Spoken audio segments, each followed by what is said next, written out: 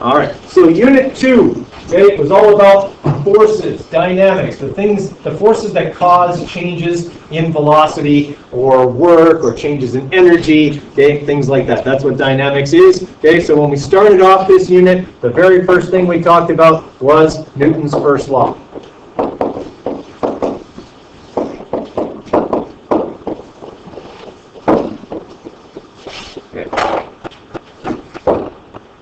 Inertia is the natural tendency of an object to continue doing whatever it's already doing because there are no unbalanced forces.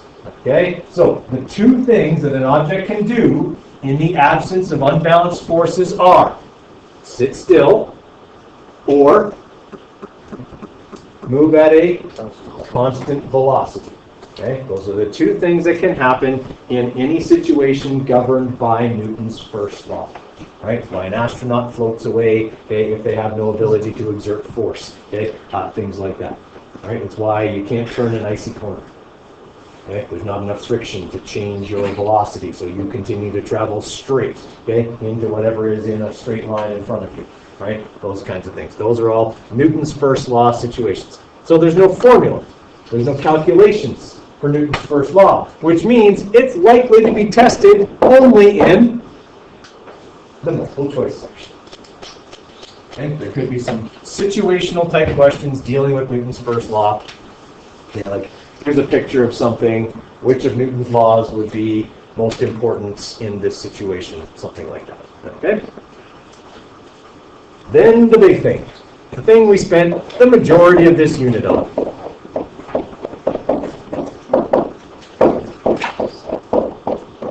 Newton's second law.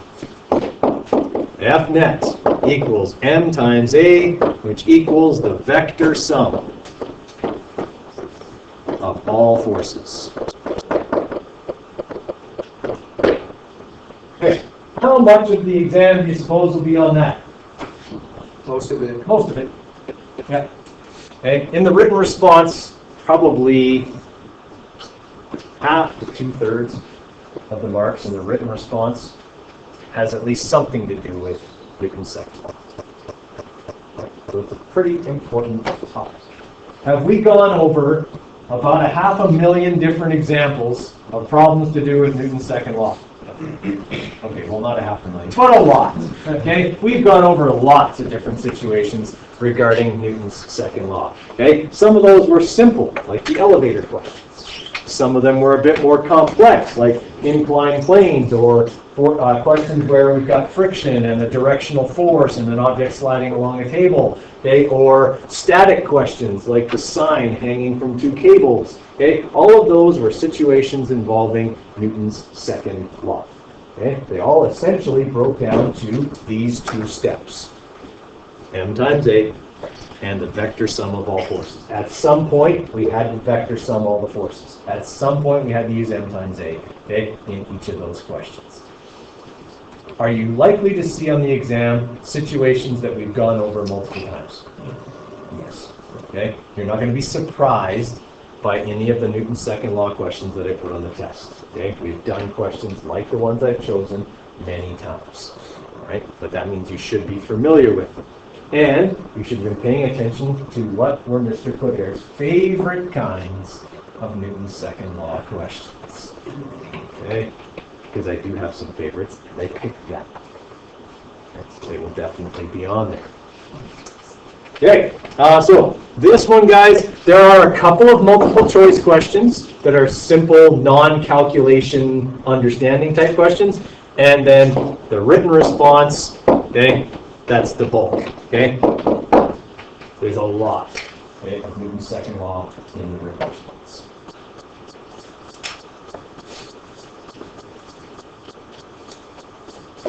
All right, after Newton's second law, we talk about Newton's third law.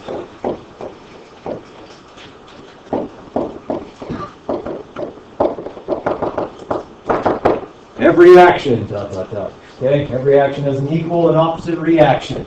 You push on a box, the box pushes back. It might move too, but it's going to push back. You'll feel it. Okay? As soon as you put your hands on it, you can feel it pushing back on you. All right, so that's Newton's third law. Did we do some problem solving to do with that? Yeah, in fact, we did some questions like these ones. Where I push on box A, and then A pushes on B, and I want to find the force of B on A. Okay, we did some questions like that. Okay, in the end, they break down to doing a Newton's second law mathematical operation. But what we have to remember is that forces act in pairs. When A pushes on B, B with the same amount of force in opposite direction. Okay, so you guys are good at sharing. Okay, so that's the kind of thing we have to remember, right? The rest of it is actually very simple as a Newton's second law question. The tricky part is identifying that paired force, that reactive force, knowing it's there, and using that in the vector sum of all forces, okay? Because that's where that usually comes in, and that's the part that gave us trouble when we were remembering that paired force is there. Okay. All right, when we did these questions, did we often have to look at the system as a whole and then break it down to individual parts of the system? Okay, so then we have to remember some stuff about systems. A and B will both have the same what? Not velocity, but acceleration, right? Because they're part of the same system. And that's one of the things that can allow us to calculate the net force on individual parts. If I know the acceleration of the system, I know the acceleration of A and B, and I could use that to figure out what their net force on each box is as opposed to the whole system. Okay? So things like that could definitely come up for Newton's third law.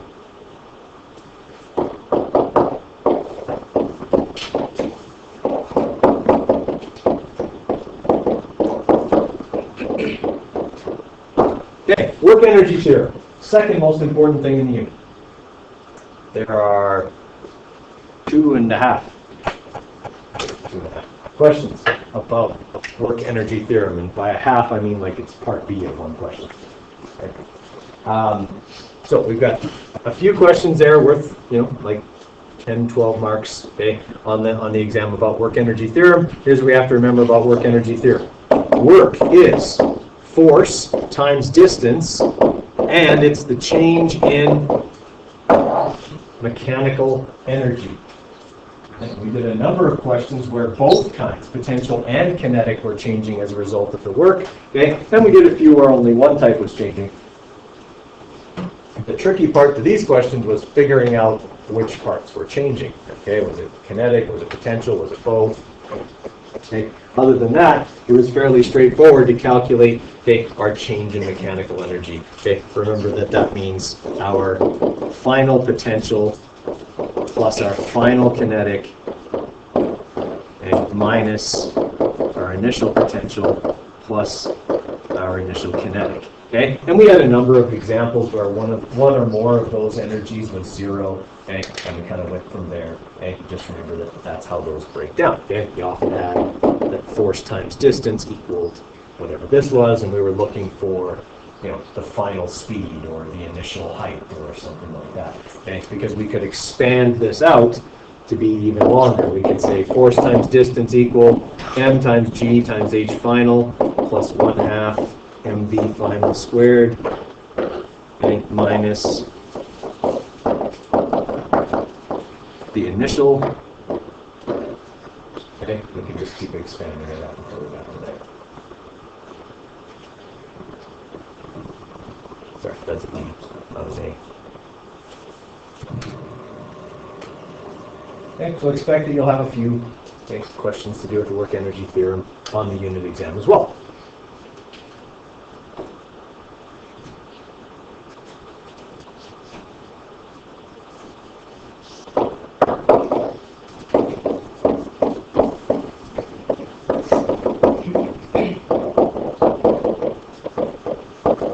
Okay, and lately we've been talking about the law of conservation of mechanical energy. We're going to lab on it tomorrow. Lab is very simple. We're going to put a cart at the top of a ramp and let it travel to the bottom of the ramp. I know, now you're disappointed you thought it was something. But that's what it is, okay? And we're just going to look at how much potential energy it has at the top versus how much kinetic energy it has at the bottom, because in the perfect physical world, those two numbers should be equal. In the real world, are they going to be? You'll be surprised just how far apart they really are. It's a very simple energy conversion to convert potential to kinetic. Be surprised how much of it gets lost in the conversion, okay, when we do that lab tomorrow. Right? And all we'll be looking at is the initial height to calculate the potential energy and the speed at the bottom of the ramp to calculate its kinetic. Right? Very simple stuff. Okay, we just want to compare those two values. Okay, so problem solving, definitely on that. Solving. Okay. So definitely in the written response, okay, is where you're going to see the conservation energy stuff. But there could be some multiple choice questions checking your understanding. There are only the simplest of calculations to do in the multiple choice. It's almost entirely about understanding and situations and recall, terminology, okay, things like that. The bulk of the marks, and that's the bulk of the problem solving, is in the written response. Now, little tip for conservation of mechanical energy. Does the speed of something falling, does the speed of anything actually in a conservation of energy question have to be vertical to count? No. Remember, energy is vector or scalar? Scalar. It doesn't care whether the object is moving horizontally or vertically. If it's moving, it has kinetic energy.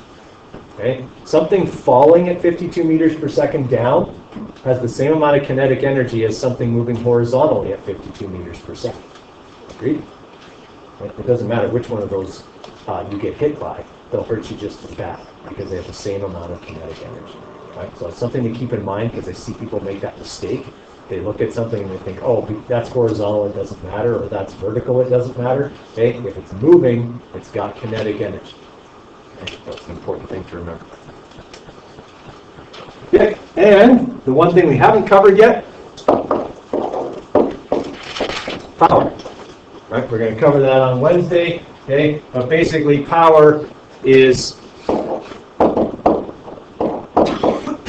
work divided by time. It's how quickly work gets done. Okay, that's what power is. So something that's really powerful can do work quickly. Something that's less powerful does that work more slowly. They can both do the same amount of work, just the less powerful object will take longer to do this. Okay? We'll look at a little more in depth at that on Wednesday. Okay, so that's the stuff that's on your test, and I will quickly call up your testing to give you some info on it. There are 15, that's 15 multiple choice questions. Okay, and as I said before, they're checking your understanding of things like terminology. There's situational questions about Newton's second law, Newton's first law, Newton's third law, and work energy theorem, just checking your understanding. The calculations are incredibly basic to practically non-existent in the multiple choice. Okay? In the written response, there are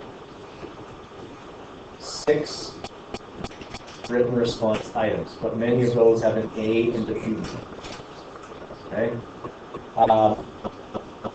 So we're looking at like a very simple Newton's second law question involving coefficient of friction. Okay? We're looking at a Newton's third law question like a diagram. A Newton's second law question involving friction and vectored forces. A Newton's second law question involving vectored forces. A work energy theorem problem.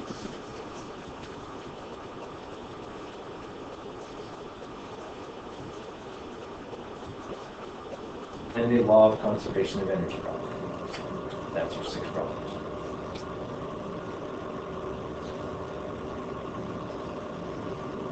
Okay, this test is a bit shorter than your last one. Like the last one, people were really feeling like they were struggling to finish. Okay.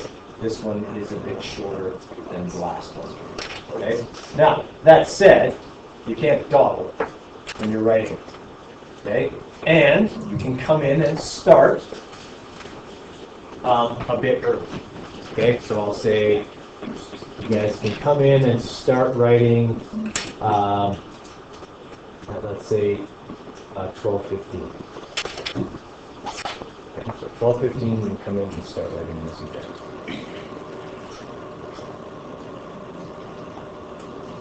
Okay, questions from you guys? Anything you want me to go over, review in more detail?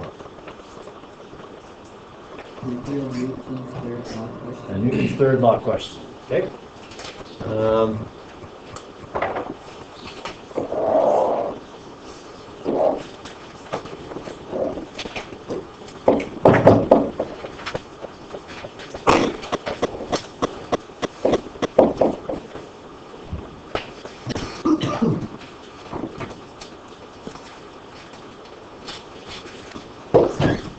Okay, I think I picked numbers that will work. We'll have to see. Okay. So there's a force of 20 newtons applied to box A. Okay. There's a force of friction of 4 newtons acting on box B, and the system accelerates at 1.5 meters per second squared. Okay. What is the force of box B on box A? Okay. Which box do I have more information about? B. Okay. We know there's friction involved here. If there's friction on box A, on box B, then there's obviously friction on box A as well, but we don't know what it is. Okay. So we have to look mostly here, or mainly here, at box B if we're going to solve this problem, because that's the one we have more information about. I would suggest that one of the first things you should do is look at the fact that you have mass and acceleration for both the system and the individual parts. Okay, and that's probably where you should start. I'll give you a few minutes and see how you do here. Okay, so as we said before, we don't really have very much information about box A. Okay, if I'm drawing like a free body diagram of box A, okay, I know I've got this 20 Newton force going this way. I've got the force of B on A, and I've got a force of friction. I don't know either of these two forces, so there's really no way for me to calculate the force of B on A, which is what the question wants, using box A. However, for box B,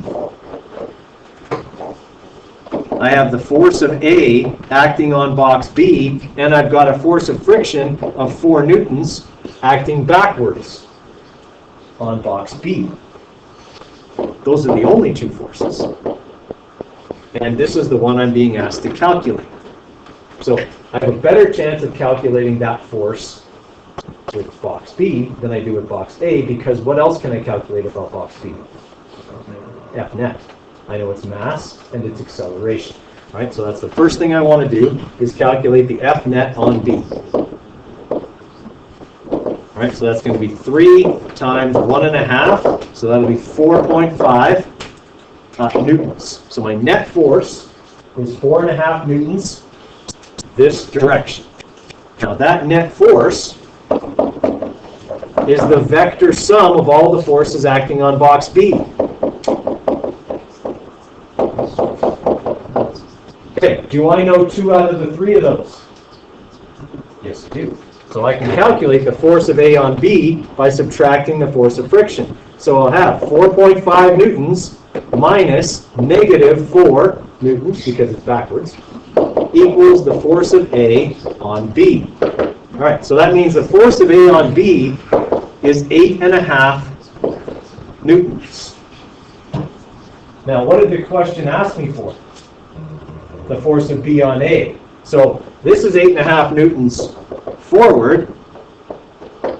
The force of B on A is 8.5 newtons backwards. Okay. So it's, from a Newton's second law perspective, that's pretty easy. I calculated m times A, and then I did sum of all forces to calculate a missing force. Okay. If this was an elevator question, you wouldn't have batted an eyelash at it.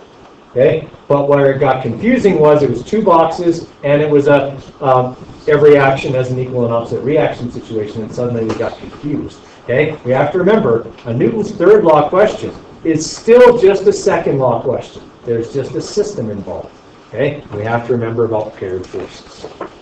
All right, so that's a pretty good example there of a Newton's third law question.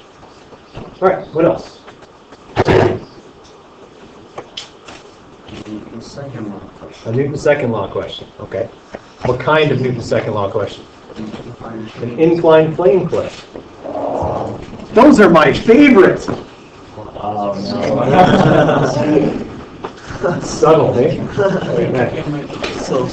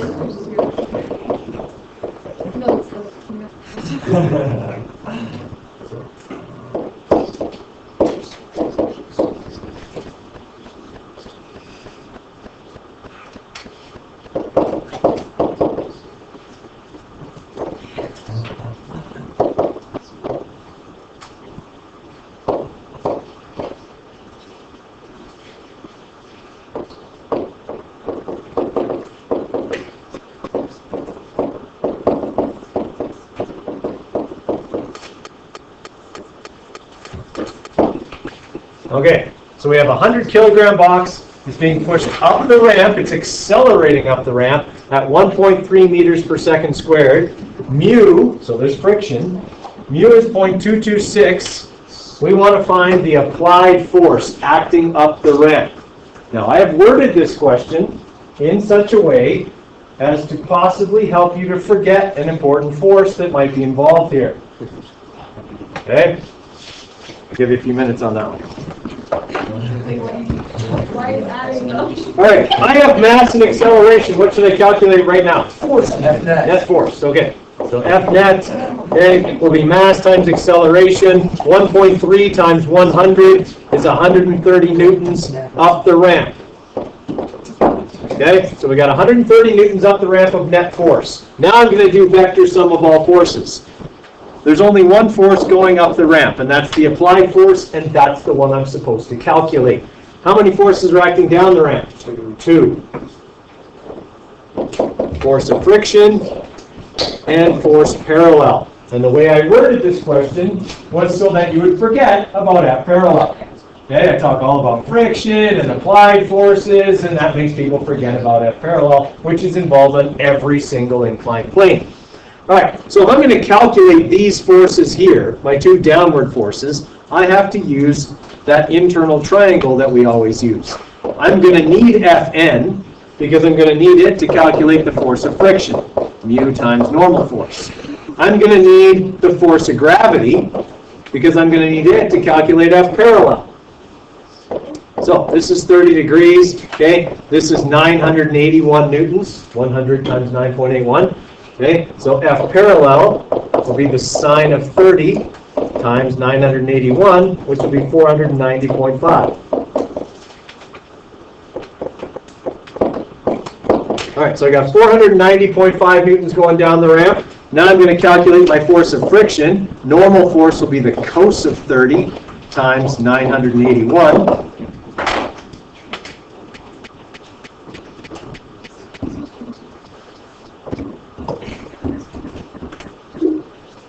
All right, so we're looking at 849.57.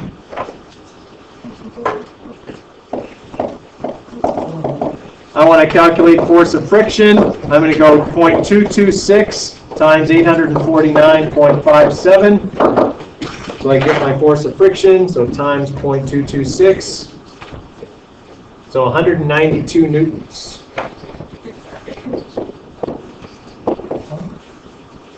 Everybody with me so far? Okay, so now I've got the two forces down the ramp. I'm looking for the force up the ramp, and I know what all three of those forces add up to. So now I'm going to use the vector sum of all forces in order to calculate the force I don't have. Applied force plus F parallel plus the force of friction. Okay, so to get F parallel, I'm going to subtract these two forces over.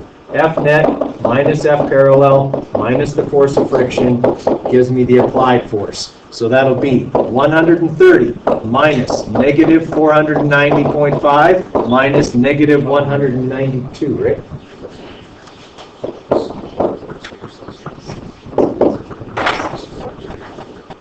Okay, so 130 minus negative 490.5 minus negative answer.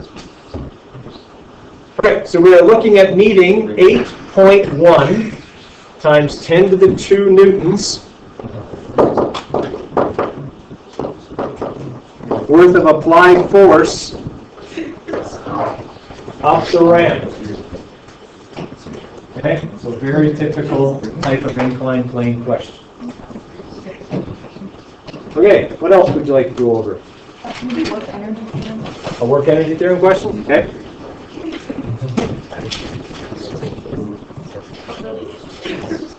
Okay, so here's your question. Work energy theorem. I place a box at the top of a 2.8 meter high, 3.5 meter long ramp. I place it at the top and it begins to slide down the ramp.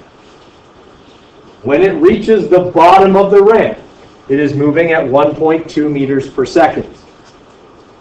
Using work energy theorem, calculate the force of friction along the ramp.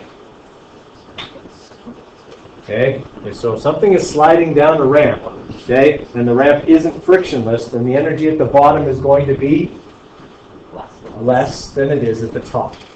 Okay, so that's what we have to figure out. We have to figure out the force of friction, because if there's going to be less energy at the bottom, that energy went somewhere. It did work, right? Okay, and it turned into other sources of it or other forms of energy. All right, so I want you guys to see if you can figure that one out using work energy theorem. All right, so the basic premise, listening please. The basic premise of this question is this, guys. Work equals the change in mechanical energy. That means force times distance equals, okay, our final mechanical energy minus our initial mechanical energy. Now, at the top of this ramp, the object's not moving. So, force times distance equals what kind of energy here at the top? Potential. That's the initial section. Okay, so we're going to have minus m times g times the h initial. What kind of energy do we have at the bottom? Just kinetic. Okay, so this comes down to this formula. The force taking away the energy or changing the energy, and that force is friction, okay, is equal to the energy at the bottom minus the energy at the top. Everybody all right with that? Okay. So if I want to do this, then I just have to manipulate to get force by itself. So what do I do with distance? What do I do with d? I just divide it over to the other side. All right, so the force of friction, which is the cause of the energy loss, or the work being done, is going to equal 1/2 times 10 times 1.2 squared, my final kinetic energy, minus 10 times 9.81 times 2.8, divided by the distance over which friction happens, 3.5 meters. Okay, so 0.5 times 10 times 1.2 squared minus 10 times 9.81 times 2.8 divided by 3.5 meters tells me that the force of friction in this question is 76 newtons. Okay? Now, I'm imagining, given how frustrated everyone sounds and how long it took you to do this question, that you didn't follow my instructions and solve it as a work energy theorem question. Okay? Because look how much work it was to do it as a work energy theorem question. It was one calculation. If you do it the other way, you have to calculate theta, which isn't hard. It's hypotenuse over the opposite side, and you get the angle. Then you have to calculate the force of gravity. Then you have to calculate F parallel. Then you have to find net force. Then you have why? I beg you, on Thursday, don't do it that way. Okay? Guys, I'm setting these up so that it's easier to do it using work energy theorem. I'm going to make it so it's possible for you to do it the long way, but stop doing it that way. Do it the short way. Okay? You got to see in this question, especially since I told you, using work energy theorem, do it this way, okay? Do it that way. And guys, I might say that on the unit exam. If I write in a question on a unit exam, using work energy theorem, solve this problem, and you do it a different way, what's going to happen? You're going to mark for the answer. You get nothing for your work because I specified how I wanted it done. Keep that in mind, because I would probably boldface / italicize / underline using work energy theorem. Solve this question. So keep that in mind. There was a question exactly like this one again, Oh no. but very simple. No, the questions I put on are easier now. Yes. Yes! But I should qualify that. They're mathematically easier.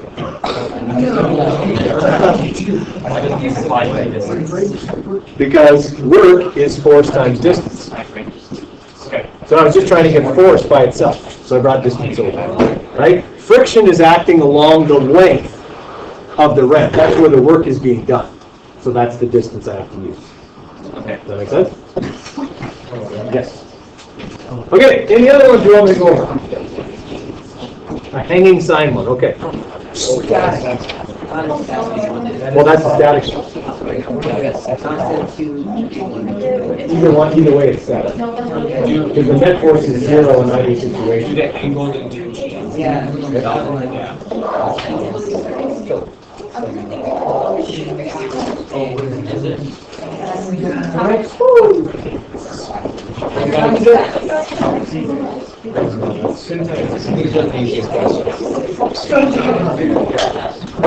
Okay. Static question. Calculate the tension in cable B. I don't have to give you any more data than that. Calculate the tension in cable B. What is that circle representing? Mass. Oh, it's a sign? It's a mass. I didn't say it was a sign. I just said there was a mass hanging from these two cables. Okay, so on this question here, we have to remember that cable A is pulling not only at an angle, but also horizontally and vertically. All right, this force here, the force horizontal of A, is equal to the force in B. How do I know that? Because it's stationary. The object's not moving, so the net force in this question is 0. That also means then that this vertical part here, okay, the force vertical of A, has to equal the force of gravity. All right, so the force of gravity is 490.5 newtons. That means this side here is 490.5 newtons. If I want to calculate the horizontal part of that, then I have to use trigonometry. I have the adjacent side to the angle, and I'm looking for the opposite side. That means I'm going to use tan of 20 degrees equals, okay, the force horizontal of A over the force vertical of A. So tan of 20 times the force vertical of A will equal force horizontal of A, which is equal to B. All right? So we just take the tan of 20 tan of 20 degrees and multiply that by our 490.5. So the tension in cable B is 1.8 times 10 to the 2 newtons. Because they're equal, yes. Because B and the force horizontal of A are equal, right? Okay, because the object's Wait, not is this, what is? Newton's second law, vector forces, static. Okay, any other ones you want me to go over? Say some good questions. Newton's first law question. But there aren't any. Okay, come on. And how's it going? We go over on the math questions with the pulleys. Okay, so Newton's second law with the system. Okay. Have we just gonna watch that? Sure.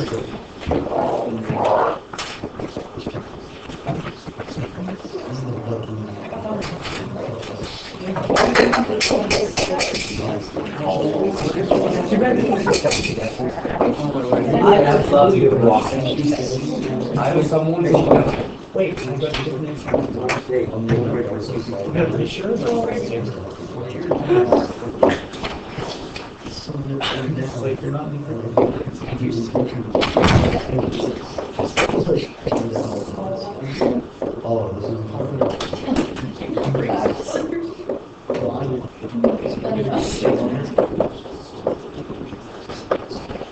Okay, there you go. We got a system question containing a pulley and 2 masses. There's an 8 kilogram mass sitting on a level surface where the coefficient of friction is 0.358. You have a hanging mass attached to it over a pulley of 4 kilograms. I want you to calculate the acceleration of the 8 kilogram mass. Okay, so to start this one, we need to identify the forces acting on the system. The forces acting on the system are the force of gravity acting on the 4 kilogram mass. So that's going to be 38.78.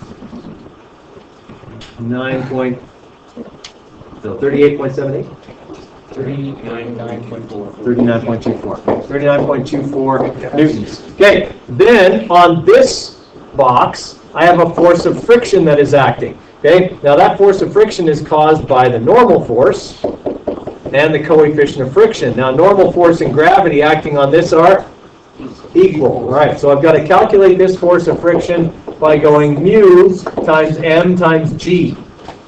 Right? Force of gravity and normal force are equal, so that would calculate normal force times mu. Okay, so I'll get the force of friction there by going 8 times 9.81 times 0.358. All right, so my force of friction there is 28.0958.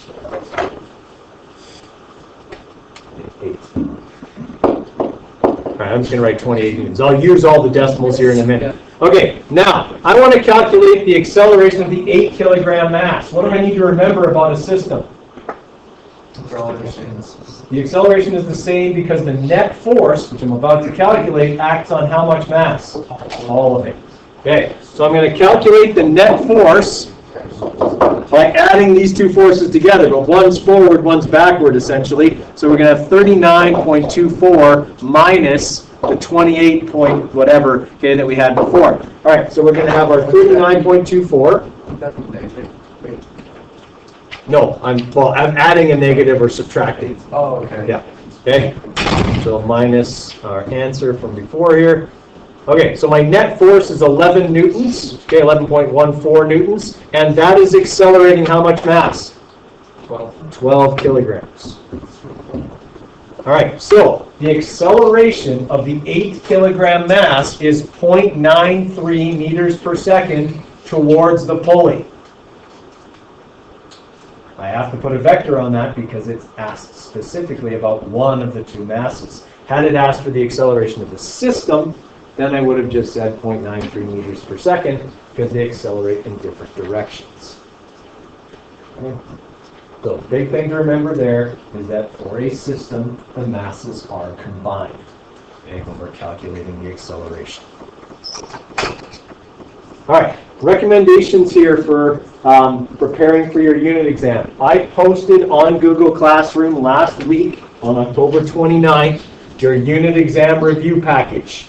Okay, so it is in the stream for October 29th. Okay, it's this PDF document, the answers are in there. Okay, you can check your work as you go. Okay, but I would suggest having a look at the questions that are there. Look over your notes, make sure you understand the 3 Newton laws, right, in order to correctly answer all of the multiple choice questions. That stuff's going to be coming up. Okay, so tomorrow, lab on conservation of energy. Hopefully get that done in class. Okay, Wednesday, power and in-class activity. Thursday, unit exam. Friday, we'll go over the unit exam and possibly start unit 3. But probably not, because I think on Friday what I'll do is go over the unit exam and then hand out the stuff to do with the West Edmonton Mall trip and explain all of that. So, you'll be taking permission forms home this weekend. Okay? It'll be my class and Mr. Dickey's class.